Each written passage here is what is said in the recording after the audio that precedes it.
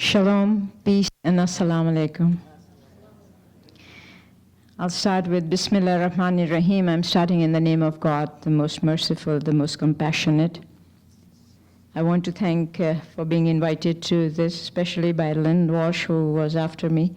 Make a space in your day and see if you can come here today. So I made some changes between my patients so that I could be with all of you. Why did I come? Why didn't I just stay in my office and take care of the profession I wanted to be and have been for the last 25 years?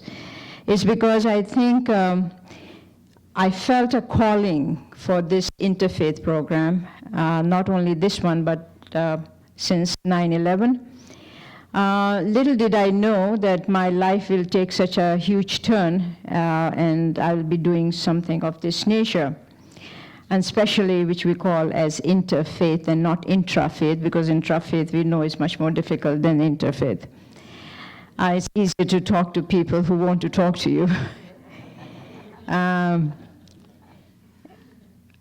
What really had happened was that, unfortunately, soon after 9/11, the impression which was being given to the world at large, and especially to the American public, was that the Muslim women are not allowed to go to schools or colleges.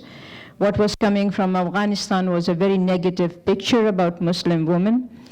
And some of us in Westchester community, most of us were professionals, doctors, engineers, chemists, biologists. We felt that this is a very wrong impression, and unless some of us get up and talk about it, the impression will continue. And that is how the American Muslim Women Association became, because we felt that as individuals we can talk, but when we talk as a group, it is listened better. So that is when the journey started, and we were invited to many, in the beginning, mostly the churches were more open to us.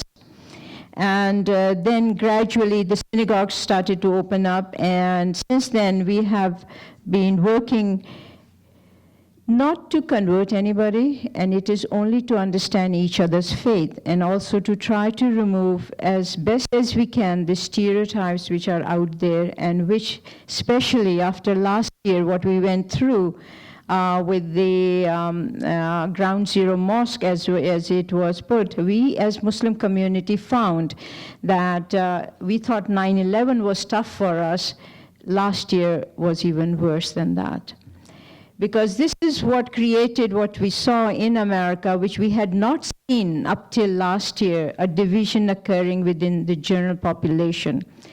Where so much so that even my own patients started to come and talk to me and give me their opinion about how they felt about Ground Zero Mosque. I felt that it has really penetrated into the deep fiber of our American psyche. As I would talk to people, I would say to them, but you know what, it is in the Judeo-Christian teachings, and one of the commandments is love thy neighbor like thyself. I said, but you know what, you cannot love somebody if you do not know them. It is out of the question. Love cannot exist in the myth because it will not stay. The only way a love will stay is when you have really come to know and hold the hand of each other when you are in difficult situations. This is what was happening to the Muslim community, because soon after 9/11, many of our friends had decided not to go out with us, do not be seen with us, and it was some of the non-Muslim community who said, okay, we are going to wear the hijab like you're doing, and we will take you out, and so you don't feel out of place. That is when we felt this is what is love, when somebody else understands your pain. So in doing all these programs, what we have found is that there are a lot of people who are like-minded. And when like-minded, we enjoy each other's company. So much so that in the Center for Jewish Christian Muslim Understanding, we had our Jewish friend, and she would say, Dr. Hassan, I can talk to you for hours, and I can hardly talk to so many of my people in my own synagogue. It was because we could understand one aspect of religion, which is how does religion plays an important role in this day and age. What is the role of religion? To me, the personal thing is, how does my faith help me to be a better person? That, I think, is the essence of a religion. Not what the laws you follow, not what the clothing you wear, not what the food you eat. That is not what it is. It is how I, as a person, can overcome my weaknesses, my negativity, my ego. If I can do it, I can bet you can do it also. And I think that is what we were trying to do in Interfaith, and we have been still doing it. To my faith, it said that if you know one verse of the Quran, go and teach them. But many of the Muslim women don't come forward. If you see, there are very few Muslim women speakers out. Allowed missionaries to come more than 50, 60 years ago and open their schools and let their students go to those schools and get educated. We never see that aspect in this country. We lose it in this negativity which is there. We do not find what the true essence is out there. And unfortunately, only in America can we talk about interfaith the way we are doing it now. And this is the only country where once this flourishes will become the role model for the rest of the world. And that is why we need to succeed here.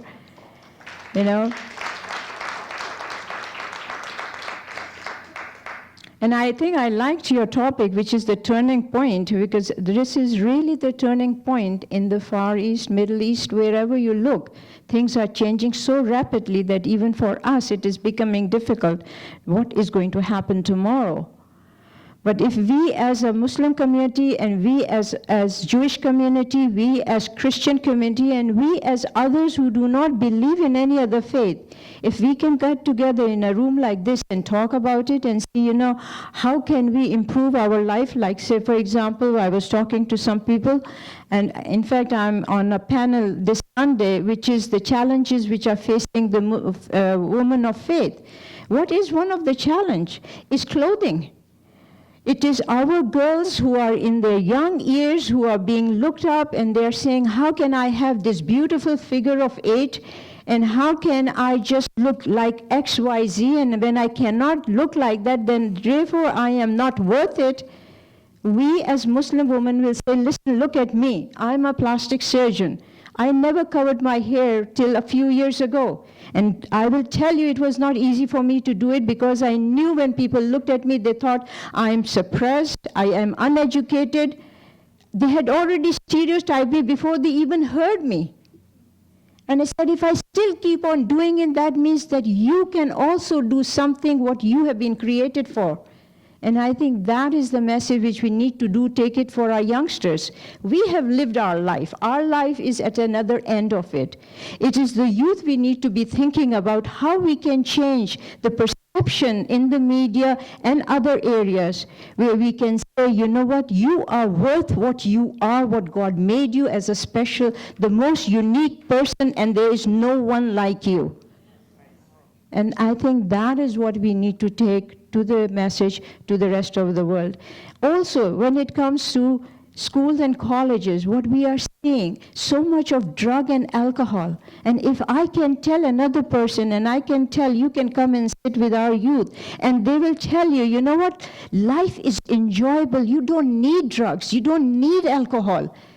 This is a misperception that the only way you can enjoy life is if you have something in your system. I enjoy life. I enjoy every moment.